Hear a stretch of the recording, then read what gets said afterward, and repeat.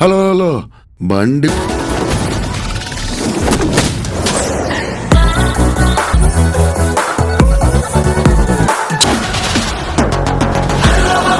हे जगन्नाथ प्रभु, क्या हो रहा है?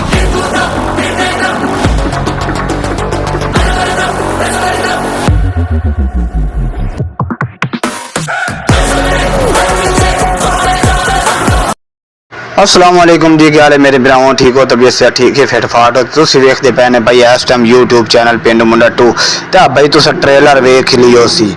इंतजार दी घड़ी हो गई है भाई खत्म। जेड़े जेड़े भाई राजा ग्रेट फिल्म दे इंतजार करते पे ट्रेलर दा, ते ट्रेलर तो हो गया भाई रिलीज।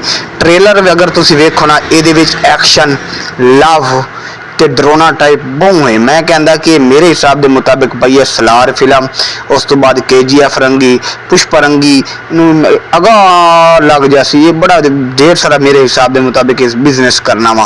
ये तुसी ट्रेलर वेख के समझो, ट्रेलर बड़ा मैं कहता, मैं तो ट्रेलर वेख के ना खुश हो गया।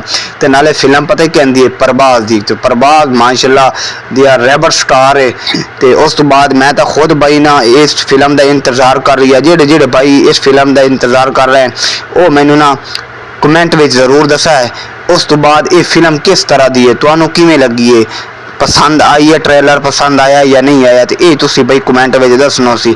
तो मैनू तो भैया ट्रेलर बहुत ढेर सारा पसंद आया। जिन्हें बिराम आज तक मेरा चैनल सब्सक्राइब नहीं किया, मेहरबानी करके मेरा चैनल सब्सक्राइब कर लो, वीडियो लाइक कर लो, तो शेयर जरूर करें। तो ओके भाई, तो अल्लाह हाफिज़।